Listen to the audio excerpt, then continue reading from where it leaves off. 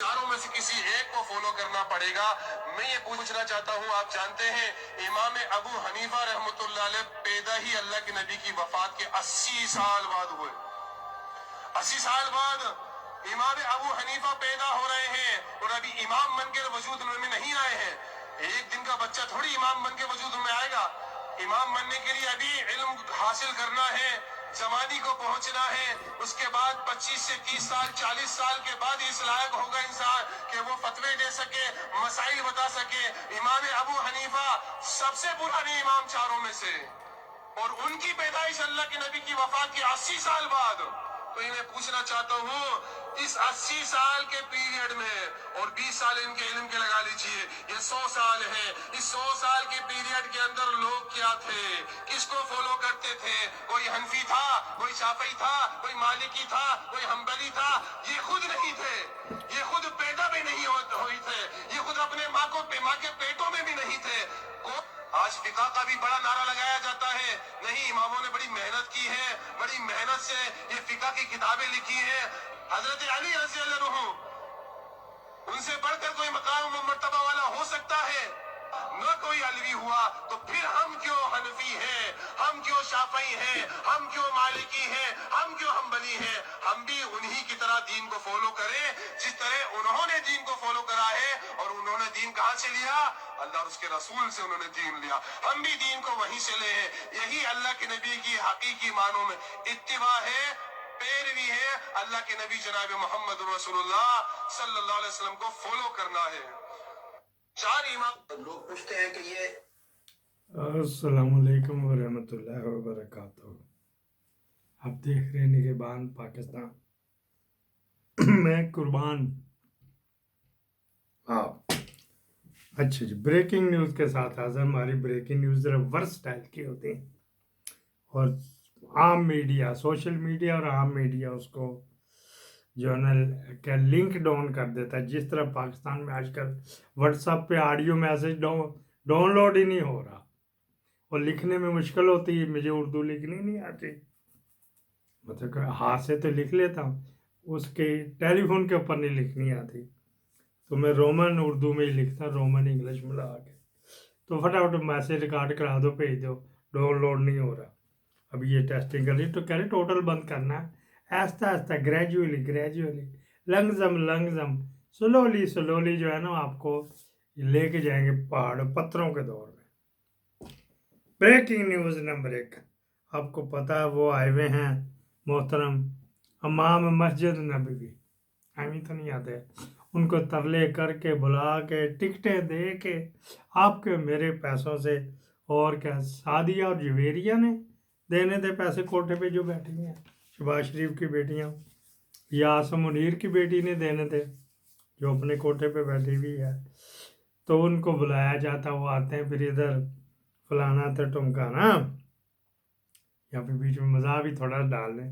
ऊद एक लकड़ी होती बड़ी महंगी, कल हमारे इंजीनियर साहब बता रहे थे वो इंडिया में सबसे ज़्यादा होती है, हालांकि मुख्तलिफ मुल्कों में होती है, सऊदी अरब में होती है, तो उधर भी इतनी उसको कोई प्रोटेक्शन नहीं है, उसकी खुशबू बड़ी महंगी है तो बड़ी अच्छी होती है।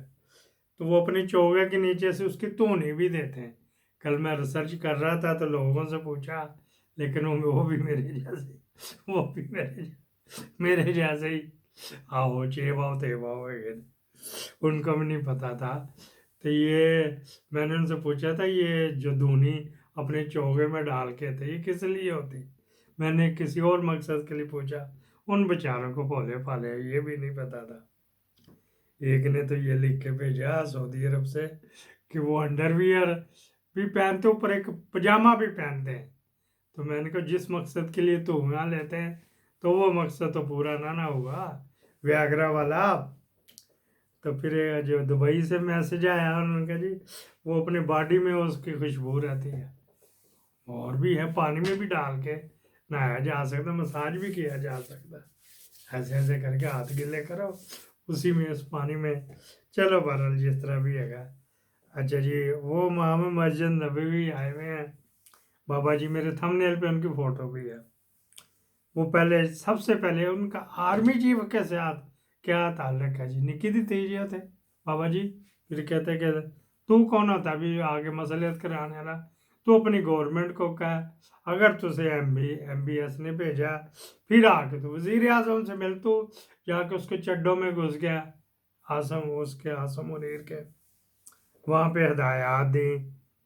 फिर वो जनाब अली वही जो कह रहा था कि भावें नदीम अंजम नूं फाहे ला, भावें जनाब अली फैसल नसीर नूं गले 'ਚ पटा पा, ते भावें जनाब बाजवे नूं को कर मेरी जान जा। ये पैगाम 2-3 जगह से गया।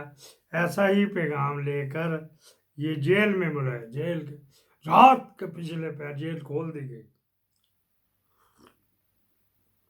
बुलाया गया, सुता था उन्हें बब्बर जी की होया, इधर आओ जी मुलाकात है उनका रात जो मैबला था वो भेजते नहीं हो।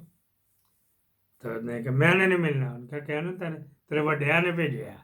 किन्ने थे? जो तेरा भाई था जो कह रहा था कि मैं सफ़ीर हूँ पाकिस्तान का सऊदी अरब में। फिर फटाफट उठा, अपने जनाब अली ट्रैक सूट सीधा किया, फिर अपना साजो सामान सीधा किया। सोए हुए बंदे को पता होता क्या होता है। उठा जी, गया, मुलाकात रही। फिर जो हमारे ज़राए ने, जो हमारे बावसूख ज़राए ने बताया कि ये तेरी हर चीज़ मंजूर है, लेकिन तूने हम 4-5 महीने कहेंगे, लेकिन तूने 1 साल नहीं बोलना, शायद खाकान अब्बासी को वज़ीर आज़म बना दे। उसने कहा मेरे दौर में ये चक्कियाँ पीस रहा था जेल, आ जा रहा, तो मैं उसको किस तरह एक्सेप्ट कर लूँ? उन्होंने कहा तू अंदर ही रहेगा, घबराना है तो चुप के तेनों वो तो भेजांगे बनी गाला, तू अंदर ही रहेंगे ये पूरा पीरियड, तो तेरे पिछले हमने मना लिए हैं, बाहर वालों को कोई इतराज़ नहीं। पता नहीं, शायद खाकान अब्बासी का बाप भी डाकू था जो असला ने चोरी से बेचा था, मज़ाहिर उसके पीछे गया, लेकिन बाज़ कहते हैं कि नहीं, उसको ढूंढ के मज़ाहिर मोड़े पे रख के तो मारा गया था। ये एक लहदा आपको सुनाएंगे, पूरे पार के साथ सुनाएंगे। लोग कहते कहाँ से उड़ा जी, वो 28 किलोमीटर दूर था जी, ओजड़ी कैंप वहाँ से गया, तो खाकान अब्बासी की जाके मज़ाहिर लगा।